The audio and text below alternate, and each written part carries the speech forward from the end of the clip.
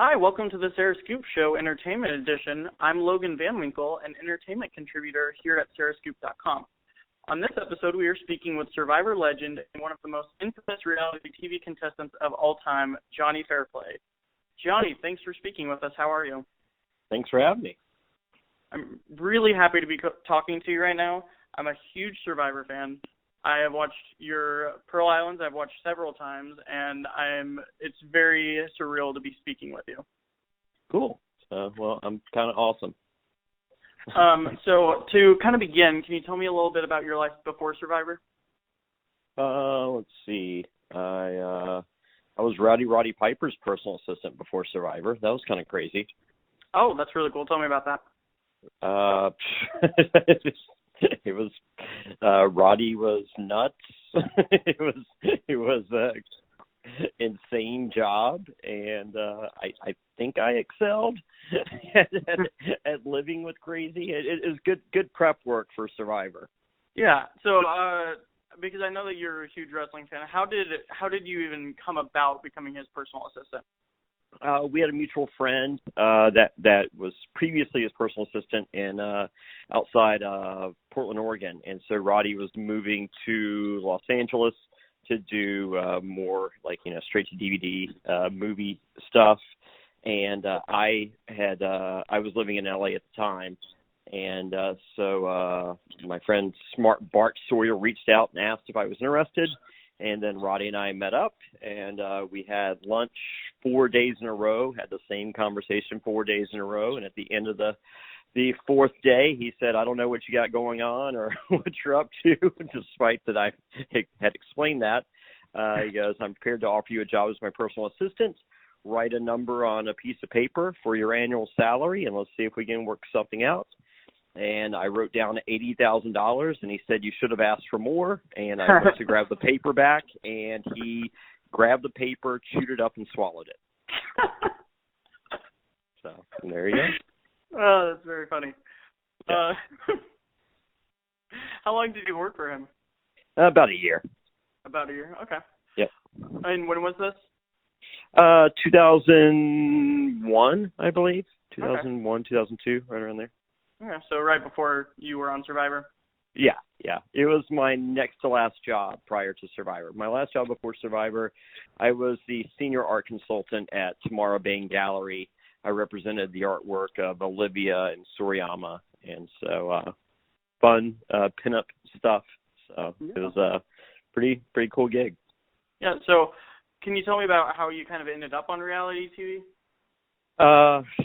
Well, I was living in LA. I'd never seen. I take that back. I probably watched 5 minutes of season 1 of Survivor's finale, and I said these people are stupid. I would never do that, and then turned the channel. And so I was living in LA. I was on a friend of mine.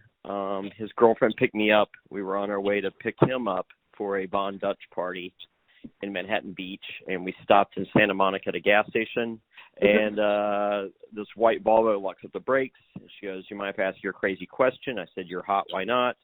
She goes, I'm the casting director for Survivor. She goes, I go, it's great for you. She was like, I'm offering, she goes, would you like to be on the show? Or have you ever watched the show? I go, no, they're a bunch of losers. She goes, I'm offering you a 1 in 16 chance at $1 million. I'm like, whatever. She goes, I think you'd be perfect. I go, tell me something I don't know, honey. And she goes, that's it, you're on. So it was that quick. So that person was Lynn Spillman, the head of casting. So for me to have that arrogance to her, and she's a very intimidating person for anyone else that you'll talk to in the reality TV world. For me to have that bravado, she was just like, this guy is either first out or last one there. There's no in between. So let's roll the dice. And you were so close, but then Lil just had to screw that up.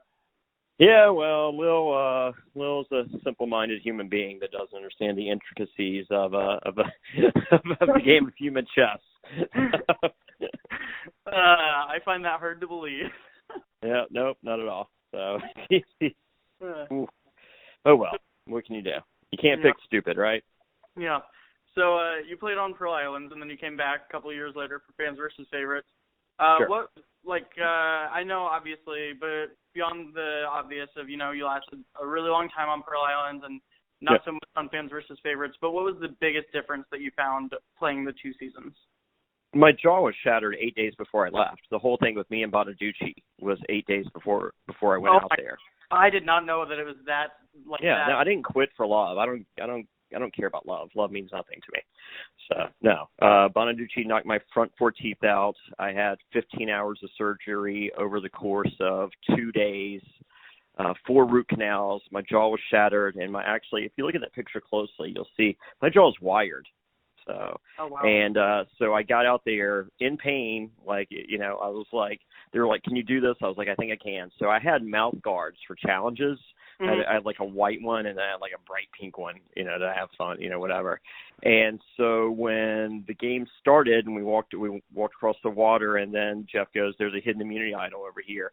And when I find it first and I'm running towards it, Yao-Man sees me going towards it, and he slams my head into the side of the boat. That was game over right there, because my jaw was shattered, and I basically went face first into the boat. Yeah. And so that's it. So I went to production, and they're just like, how's it going? I'm like, I'm dying. And I'm like, this is the most pain I've ever been in my entire life, ever. Like 8 days ago was tough. This is beyond tough. And they would not give me meds. They're just like, they're like, what are you going to say? Bonaducci knocked your teeth out? And I'm like, no, I'm going to say I'm quitting for love. They're like, who's going to believe that? I'm like, the same idiots that believe the dead grandma lie. So no, that's what happened. Okay. Let's talk a little bit about Yao-Man. So, would you say your biggest rival in Survivor is Lil or Yao-Man? Neither. Jeff Probst. Jeff Probst, that's fair. Yeah, easily. No contest. You know what? The fact that he hasn't brought you on since Fans versus Favorites makes him my biggest enemy also. So there you go. We have to be common. It's a love-hate relationship. We'll see what we can do. We'll see what we can do going forward. But hey, at least we've had Rupert several times now. Yeah. I wouldn't be surprised to see both of us back. So there you go. You know what? I would love that. In fact, just bring the whole Pearl Islands cast. I think that would be great TV. I would be okay with that as well. I think we would see a very different outcome. Yeah, I think so too. Can you tell me what are your fondest memories of your time on Survivor? Me and Burton going on that final reward challenge. That was probably my favorite time. Yeah. So. On the 2 seasons that you were on, what would you say that you're most proud of, and is there anything that you kind of regret from the seasons, or is it kind of like a no regrets kind of thing? Pride-wise, I think I played one of the greatest games in the history of the show. I'm the first person to bring the outside of the world into the game with the dead grandma lie. Sending home one of America's favorite survivors of all time, Rupert. That's actually I like that episode more than the dead grandma episode. Is the sending home Rupert episode. Yeah. So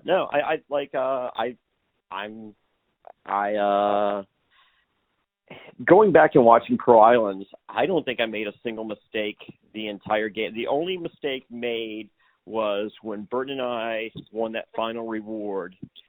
I don't know why, but Burton felt the need to tell Lil that we were changing the vote from Sandra to Dara, and then we left to go on the reward.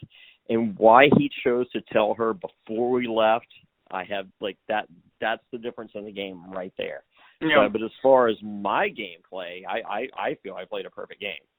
So because if you change all that, if Lil doesn't talk to them, because we had Lil pretty well trained. So if Lil doesn't talk with them, next person out is Dara, and and then the final 3. I feel I beat Burton in the final 3. Maybe I'm wrong, but I'm pretty sure I do. I just give the survivors outwit, outlast, outplay, and to outlast, you don't take an 8-day vacation. I think it's that. And I would have said, Burton won the car. Burton won the car. Yeah. So that was my final jury speech right there. Yeah. So biggest regrets is I should have just said no on Fans vs. Favorites. Like at that time they weren't bringing people back ever. So I figured that was my one and only chance.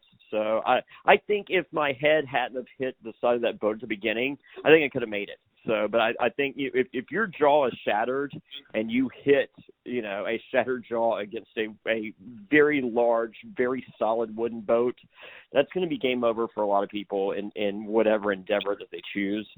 So, but I think if I had just said, hey, if I agree to sit this one out, it's just not a strike against me, then I think I should have. Yeah. Yeah, I think I agree with that. I think. Yeah, but I had that once again. If there's a challenge, I have my mouth guard in. Nothing, there was no reason for me to put in a mouth guard to look for an idol. I mean, how stupid does that sound? Yeah. I think. I didn't even have my mouth. My mouth guard was sitting in the camp. I didn't because we have a medical chest that you don't see on top. My mouth guard is there. I don't even have it. And if you hadn't been on Fans vs. Favorites, you would have had to have been a shoo-in for Heroes vs. Villains. I was called for Heroes Villains. So yeah, were you not able to compete? What's that? Were you not able to compete or? No, the cast that I was a part of included Richard Hatch, and Richard Hatch couldn't leave the country. Oh, and so they called me up. They're just like, hey, Hatch can't leave the country. I was like, that sucks for Hatch. And they're like, well, the cast that doesn't include Richard Hatch doesn't include you. Oh, no, dang. So also, I think Corinne was on that alternate cast as well. Yeah.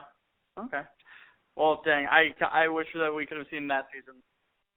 That would have been something. So yeah, that's a regret. That's uncontrollable on my part. But that's huge regret for me is not playing Heroes Villains, because I think we would have secured the legacy there. So we wouldn't be talking about Sandra and Parvati on season 20, I assure you. So because if Burton and I have a website, SurvivorNSFW.com, and of course we have a Patreon page in which you get bonus content, and that's available at patreon.com/SurvivorNSFW. And on the Patreon side of things, we do a feature called the Castaway Watch Along, in which we rewatch an old season episodically, and we have Castaways join us. And we had Burton on, and Burton said if he were to redo anything on Pearl Islands, he would have purposely lost that first challenge to just to cut the dead weight that was Sandra. I mean, who did nothing, and then we would be that much stronger and just continue the decimation from there. Oh. So, and then if I had stayed on Fans vs. Favorites, our first boot was going to be Parvati. Yeah, no, that's something that I feel like is pretty forgotten in Survivor history, that she, she obviously, based on Fans vs. Favorites and then Heroes vs. Villains, has kind of cemented a legacy, but had she's not been the first out, wouldn't have happened. She's not on Heroes Villains if she's the first boot on Fans vs. Favorites, and Sandra, rewriting history for she's obviously not called for Heroes Villains. Yeah. So you kind of talked about you still are in contact with Burton. Is there anyone else from your time on Survivor or from any season of Survivor that you talk to regularly? Yeah, I mean, I do a weekly podcast. I mean, we recorded last night with Russell Hantz talking season 40. So, and during that conversation, it's kind of out there. Russell and I are friends. So, shockingly. Do you think will he let you down? 68% of the time, sure, but he's a Hantz. So, but there's 14% lovability to Russell, and that part of our friendship exchanges Christmas cards and everything else. Yeah. Do you think that friendship would still be a thing had you both been on Survivor Heroes versus Villains? I don't know. Russell's a tough cookie to crack, in that his adaptability is zero. I mean, the guy has legitimately played the same game 4 times in a row unsuccessfully. That is the definition of insanity. So, doing the same thing over and over again, expecting a different result. Yeah. I mean, if you know Russell, you know that he's looking for 2 young, pretty girls to work with, and so would it be advantageous for Russell to employ a different strategy, one, based on working with a man, perhaps? Maybe. So you never know. So, but there's no indication that he would attempt to do anything different if he were to go back a 5th time. Yeah. So you knew that this was coming. So let's talk about the grandma lie. Sure. 13 years later, it's still the most infamous moment in Survivor history. 13. It is. 16. Yeah, most infamous moment by far. I didn't even start watching until Survivor Fiji. Even then I knew about the grandma lie. I told someone yesterday that I was going to be interviewing you. They don't watch Survivor, and they said, "Oh, is that the person who came up with the dead grandma lie?" Exactly. It is well known. I do the Survivor NSFW podcast with Matt Bischoff from Survivor Caramoan, and people ask, they're just like, "Hey, what are you up to?" He's like, "Oh, I do a Survivor podcast." They're like, "Oh, is that show still on?" And he's like, "Yeah." And it's like, "You probably know my co-host." They're like, "Who?" He's like, "Jonny Fairplay." And they're like, "Oh my God, the guy that did it." Yeah. I mean, even people just like, I've never watched Survivor. I don't watch Survivor. Blah blah blah. Oh, Jonny Fairplay, yeah. Yeah. No, exactly. It transcended reality television and pop culture as a whole. So I absolutely I'm very proud of that. Yeah, no, I feel like whenever I talk to people, because I get the same reaction when I always tell people, I love Survivor, I'm watching it, every Wednesday at 7 p.m. I'm like, "Oh, I'm busy, I'm watching Survivor." People say, "Oh, is that so on?" But they always come back to the 2 things, and it's Richard Hatch walking around naked, and it's you and the grandma lie. Those are always the number 1 and number 2 things that are always brought up from people who don't even watch the show. So, yeah, Absolutely. Congratulations on that. Thank you. But can you talk to me a little bit about, I'm sure it is well documented, I'm sure you've talked about it several times, but how did you come up with it? Where did that even begin? Sure. I had never seen Survivor before I was cast, other than 5 minutes of the first finale. So I went on eBay. I ordered every episode and every early show interview on VHS, and I started playing catch up, and I really analyzed the game, and kind of learned it from a technical standpoint. I was a fan of the Real World, and I liked the drama from the Real World. I thought Survivor was a boring show by comparison. So I wanted to bring in Real World, not Real World, the TV show, not real life. I wanted to bring in real world aspects to Survivor and make it. I wanted to entertain myself. So I did that. I feel that there's more animosity and drama than there ever had been previously on Survivor prior to me. Also, I'm a huge wrestling fan, so I wanted to bring in a villain. Every villain prior to me on any reality show, including Survivor, they're just like, "I got a bad edit. I'm not really a bad guy." You need to heal. Yeah, episode 1, I'm like, "I'm the villain. Here you go." And so, production's just like, "Oh my God, what's going on? We love this." So I had that, and so learning the game once again, I'm giving myself a self-taught master's class on Survivor, and so every season when I'd get to Loved Ones episode, I would cry watching it. I think it's an emotional deal. I think it's extremely well done, or it has been in the past. So it's just like, well, how can I use this to my advantage? And fast forward to Amazon, the season right before Pearl Islands, and Jim Raska's mom is dying of cancer, and everyone lost the food auction at the end, so she could get a letter from her mom saying how her mom was doing. Well, so I'm thinking well, what's more sympathetic than a dying mom? A dead grandmother. And so watching that episode, it was pretty much immediate. So then I just had to figure out who was a big enough scumbag friend of mine that would agree to do that. So, and Thunder D was the prime candidate. So what was that conversation like whenever you first brought it up? Was he just like, yes, absolutely, or was there? Oh yeah, no problem. Yeah, no, all in. So, but what you don't know is when we go out there and he comes out and he gives me the hug. When he's hugging me, he goes, Roddy Piper got fired from SmackDown. And I'm like, I don't care. Tell me my grandma died. And then he backs up and he goes, did you get the letter? And I go, no, we don't have mail. And not really. I mean, tree mail. And he was like, she died, dude. And I was like, thanks. Can you work in about 8 more dudes to make this a little more convincing? Thank you. Oh, that's great. So that was it.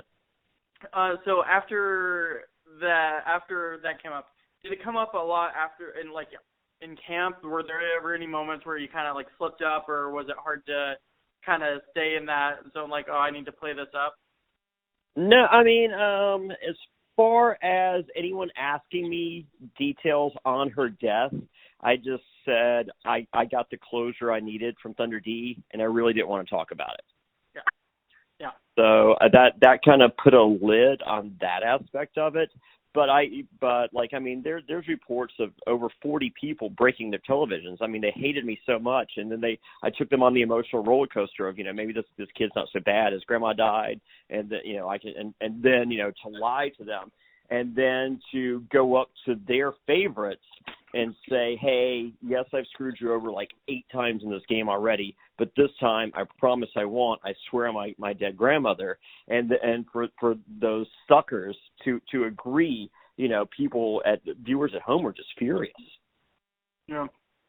I can tell you that I was not one of those. I mean, granted, I didn't watch it in real time, but as I was watching, I had an enormous smile across my face. Well, the smart people got it. I mean, like, it's crazy the people that you meet, through entertainment afterwards. I mean, like Kathy Griffin, I met her and she's just like, I hate you, and I was just like, really? And she's like, yeah, I was Team Rupert. I was just like, wow, because you appear to be a smart person, but obviously not. And contrast that with Bob Odenkirk, Better Call Saul. Yeah. He's like, him and David Cross are sitting there watching Survivor, and they're like, this kid's doing Andy Kaufman line for line, and his genius, and I'm like, thank you. So, Bob and I still talk to this day. That's awesome. So how greatly do you think that it affected the game that you were playing? Because I know, like, from what I understand, it was, like you said, garnering sympathy and, like, using it to your advantage. But how in practice, how greatly do you think it affected the game? My game or the game itself? Both. My game, I don't know. I mean, like, I used it to lie to Kristen and Sandra a couple more times. So, but in the grand scheme of things, it was more of a television thing than it was a game. Like, I did it. I wanted to go down as the greatest heel in the history of reality television, and that was the major component to make that happen. Yeah. So that was, I mean, it wasn't done to win a reward or any, like, it was to make my mark on reality TV. That was the major purpose, and I feel and that has succeeded. As far as changing the game, I mean, a lot of people don't know this.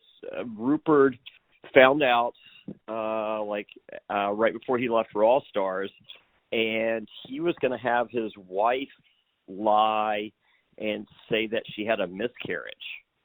Oh my God. And holy moly, if you don't think that would have changed him being America's player. Oh, God. Yeah, that was his plan. He was gonna say that his wife was pregnant when he went out there, and then at the Loved Ones Challenge, have her say that she miscarried. That is insane. And not only does that change the perception, no disrespect to Rupert and Laura, but I do not. Feel free to disrespect Rupert. I mean, that he's not. Go back and watch Pro Islands. The only person that's saying that we love Rupert is Rupert, and the only person saying that they hate me is me.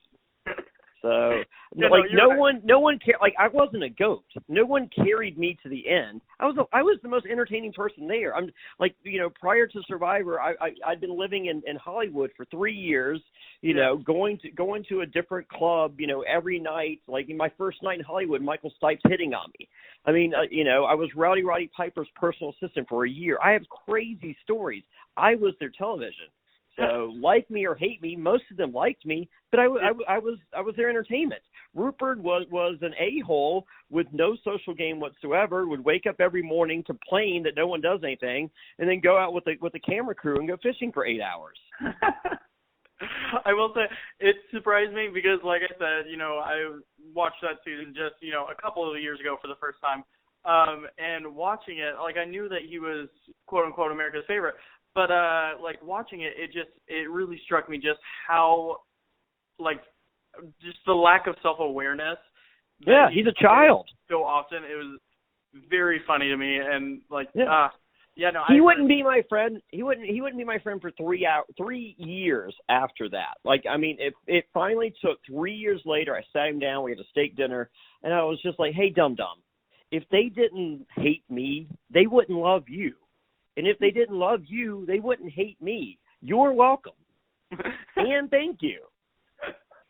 So where's that relationship now? We're good. We're good. I'm doing a charity event in Cincinnati on Saturday, September 14th. You can find the information at softballwiththestars.com, and we'll both be playing softball together. Him and his wife Laura. That's awesome. Yeah. But so you kind of touched on talking about, being a villain, and in the past few days, I follow you on Twitter. You tweeted about, being disappointed with the lack of villains on modern reality TV. And so what to you? Well, no, not on TV. I mean, The Bachelorette had a villain covered up one side and down the other with Luke P. Yeah. So that role was greatly assumed. So Survivor just really hasn't had an over-the-top evil villain. So in a while. What constitutes a true villain to you? I mean, there's different levels. I mean, like, once again, I would use the word sociopath to describe Russell Hantz, but I don't think that's the ideal archetype of a villain. Do I love him as a villain? Yes. Do I think he's great TV? Yes. But a villain has a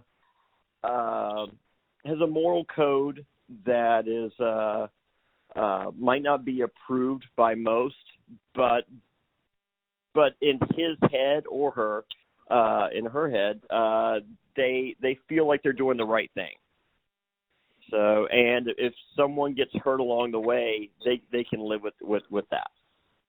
Yeah. So after you, who from the Survivor pantheon do you think would be like the biggest villains to have come after you? After me, I think Corinne was a pretty good villain. Tony Vlachos was pretty good. Abby Maria. Yeah. Let's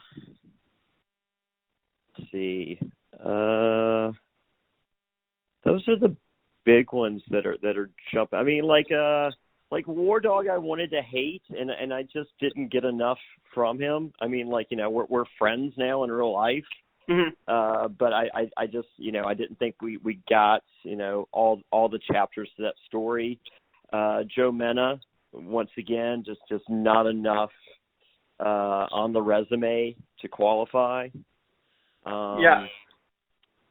I mean, shit. I don't think there's a more hated winner ever than Chris Underwood.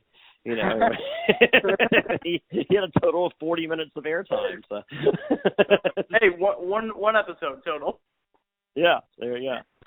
Yeah, no, I agree with what you said about Joe and War Dog. Like, I like both of them. I was rooting for both of them, but I agree that it was like there was just something missing, something that wasn't clicking for them to go full on, go that villain route or have that villain story where it was like I feel like the puzzle pieces were there, they just weren't put together.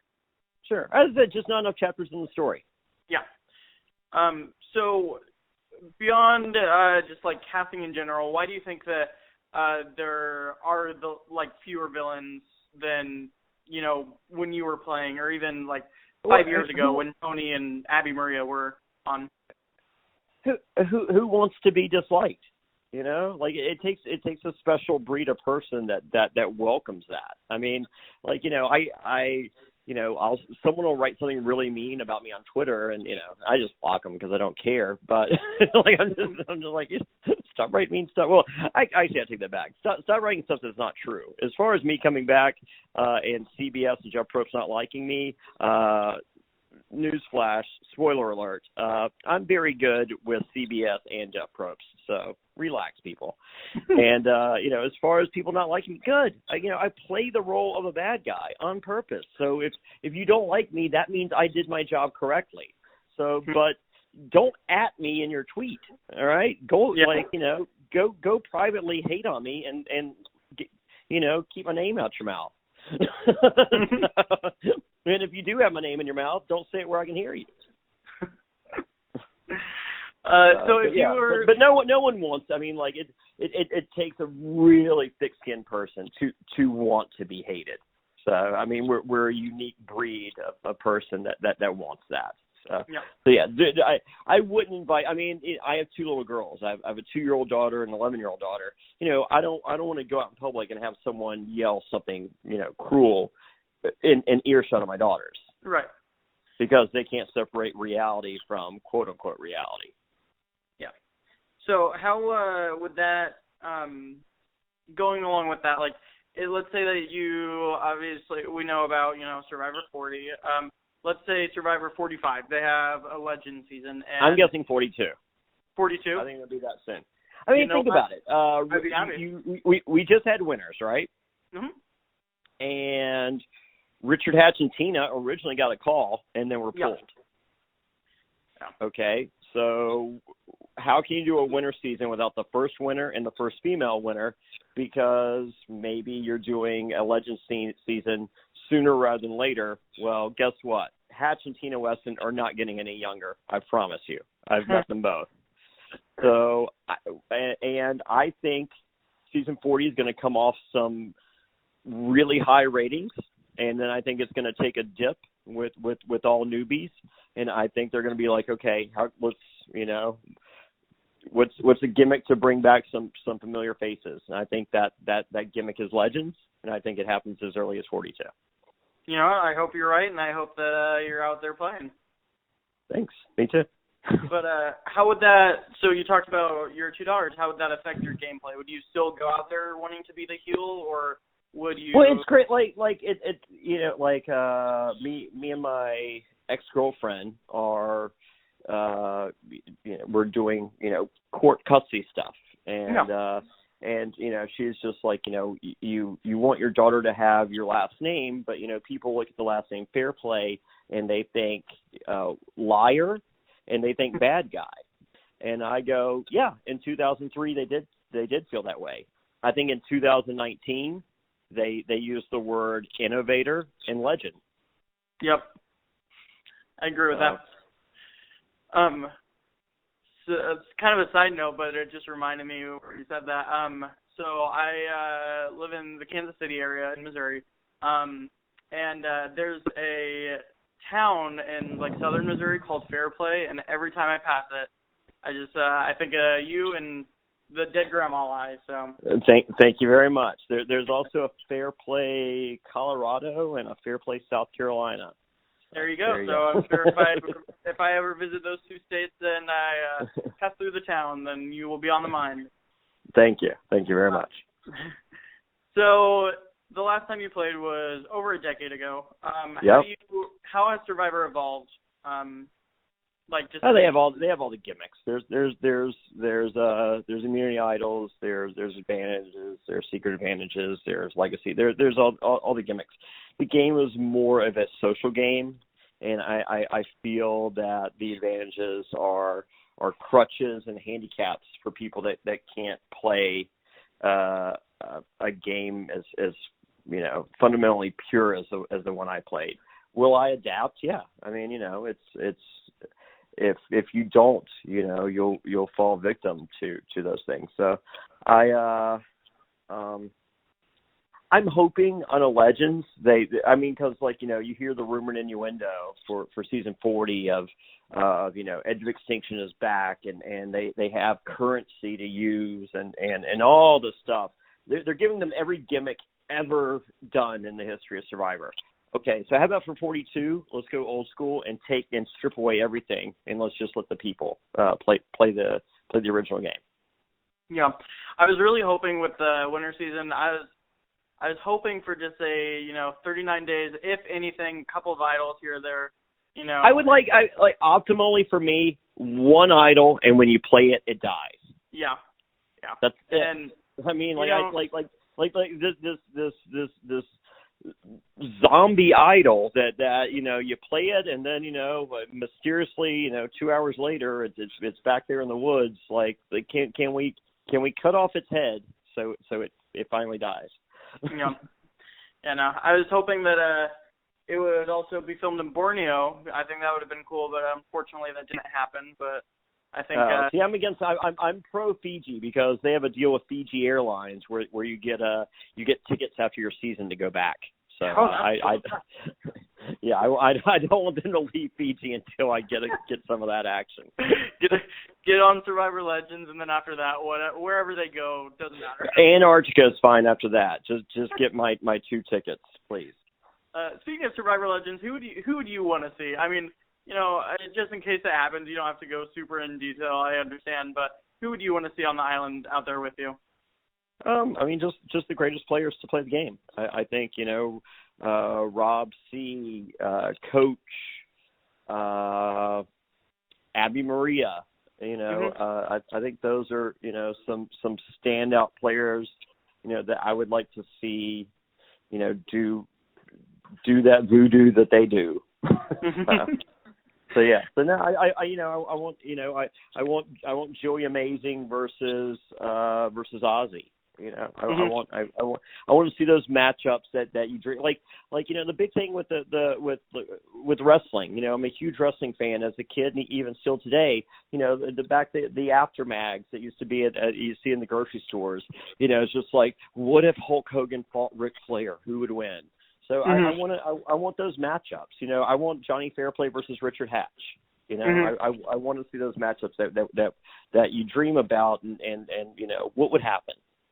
Yeah, no, I agree. I think especially it's so crazy to me.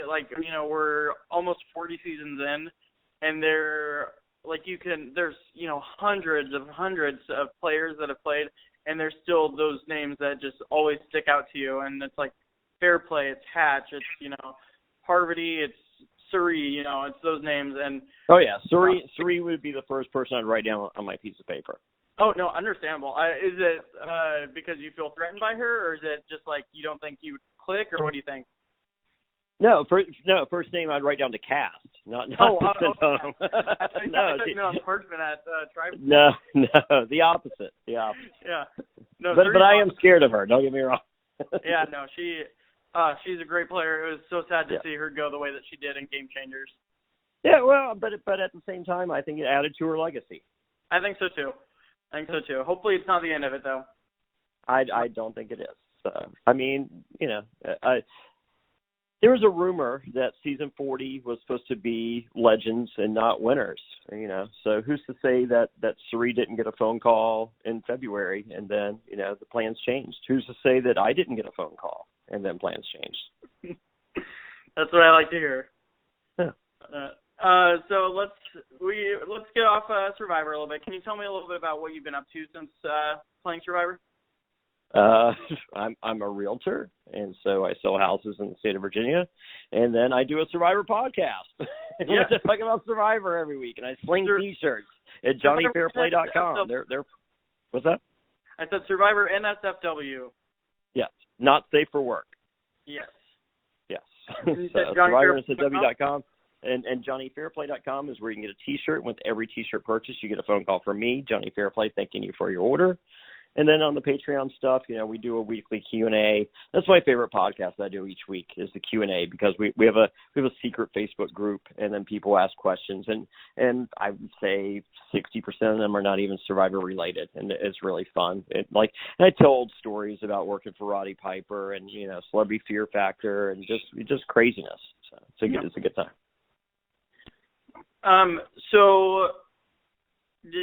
So after Survivor, you played in a time where it was, it still has a very consistent viewership, but you played at a time where it was like the peak of TV in terms of viewership. And so what was your favorite opportunity that you received after playing Survivor? I signed a 2-year deal with TNA Wrestling for $300,000. I think that was a pretty good deal. Yeah. Yeah. Yeah. No, I would agree. I think that it is. My first night there, I took a spinning power bomb from AJ Styles and got a concussion. My second week, Brian Urlacher threw me over the top rope to the floor. I won an ESPY award for best non-sports moment of the year. So I later did a show called Celebrity Bull Riding. It was our instructor was Ty Murray, the greatest bull rider of all time.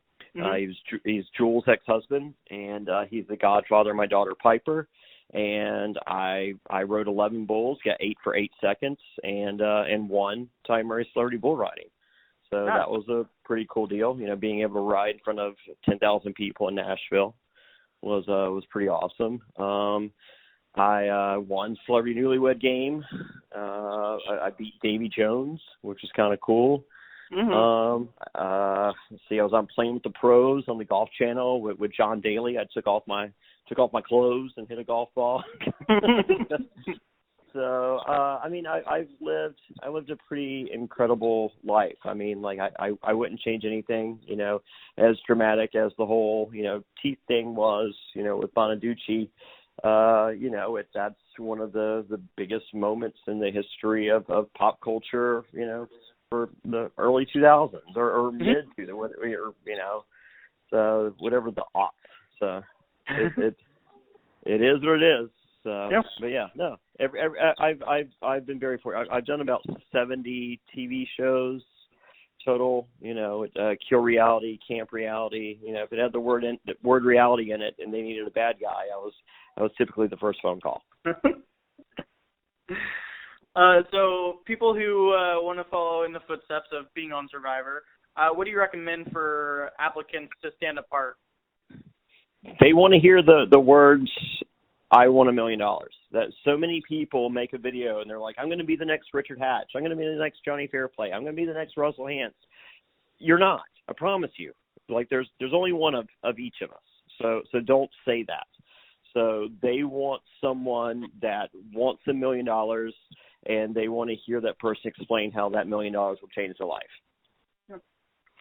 So if they get on Survivor, what kind of advice do you have for the future castaways that may be listening? Just don't attempt to be something that you're not. Like Nick Wilson, winner of Survivor, David vs. Goliath. His favorite survivors are Jonny Fairplay and Russell Hantz. So he went out there and he was like, "I'm going to be Jonny Fairplay and Russell Hantz." Well, if Pat doesn't get medevacked out of there, the first person going home was going to be Nick Wilson, because that's not Nick Wilson. Yeah. So go out there and be Nick Wilson. So, reality faced Nick, and he found out, by way of that medevac, it's just like, hey, if he had been medevac, you were going home, and he corrected course pretty quickly. And that first Nick Wilson is a pretty cool character, and last time I checked, he won and then is playing again. Yeah. So who knows? Maybe by the time we see you back on Survivor Legends, maybe we'll be talking about Nick Wilson, 2-time winner. And I want to be Nick Wilson. So I was, as much as Nick Wilson wants to be Jonny Fairplay and Russell Hantz, I would rather have $1 million. So I would rather be Nick Wilson than Jonny Fairplay. So what do you have to say to fans who want more Jonny Fairplay? So you've been on, you said, over 70 TV shows. Is there any chance that we'll see you back on our TVs? Whether we talked about Survivor Legends, but even just any kind of reality TV or anything like that in the near future? There's some producers from Love and Hip Hop are doing some new show about villains, and so they reached out a couple weeks ago. So who knows what's going to come from that? I mean, usually this early in the game, I mean, it's like a year and a half later, something like that, comes to light, by way of viewing. So there could be something there. My first love has always been professional wrestling. So, there's never say never when it comes to WWE or even the new upstart AEW starting on TNT October 2nd, Wednesday nights on TNT. So you never know. I mean, right now, my number one gig is, as I mentioned before, I have two beautiful daughters. I like being with them. I run 3 to 10 miles every day. I go to the gym. I'm the biggest I've ever been in a good way. I mean, I've never had pecs before, so this is kind of fun. I'm looking forward to doing like the Lex Luger thing where you bounce one and then bounce the other. So no, just let me quietly and secretly plan something big, and when that happens, just root me on or boo me. Either way, I'll be happy. I promise. Yeah. And so do you have any final words that you would like to leave us on? Like, do you have anything you want to plug? I know we've talked about some websites and some charity events coming up. Do you have anything that you want to leave us with? No, I mean, I'm going to be at Hearts of Reality here August 9th through 11th in Celebration, Florida. Please go to Hearts of Reality, search Hearts of Reality online and see where you can donate and help there. Softball with the Stars, proceeds benefiting St. Jude Children's Hospital, and so it's a really cool deal. So look on softballwiththestars.com, September 14th, Cincinnati, Ohio, to help and donate there. And if you're a fan of me and a fan of Survivor, please listen to the Survivor podcast. The best way to support the show is subscribe to our YouTube channel. The link is there at survivornsfw.com. Of course, get a T-shirt, JonnyFairplay.com. With every purchase, you get a phone call from me, Jonny Fairplay. And the absolute number one way beyond anything else on the planet to support the podcast is to go Patreon. Even for 1 month, you become a member of the secret Patreon group. And it's patreon.com/SurvivorNSFW. Hundreds of hours of exclusive content. As I mentioned before, my favorite podcast that I do each and every week, the Survivor Q&A. It's really, really cool. So anyway, that's it. And the links to everything can be found at survivornsfw.com. Nice. Thank you so much. I'll have to look into that. I'm sorry that I got this phone call without having to buy a shirt, but that doesn't mean that I won't in the future. You still can, I promise. And they're fine quality shirts. For an extra $2.99, I suggest doing the soft feel material. That's how I get all of mine. Or even upgrade to a tank top, just like I did with the Jonny Fairplay DILF T-shirt with my picture. Well, Jonny, thank you so much for doing this. I really appreciate it. Like I said, I'm an enormous fan. Love watching you play. Hope to see it again in the future. And it really means a lot to me that you took the time out of your day to talk with me. Awesome. Thank you. Thank you. Have a good day.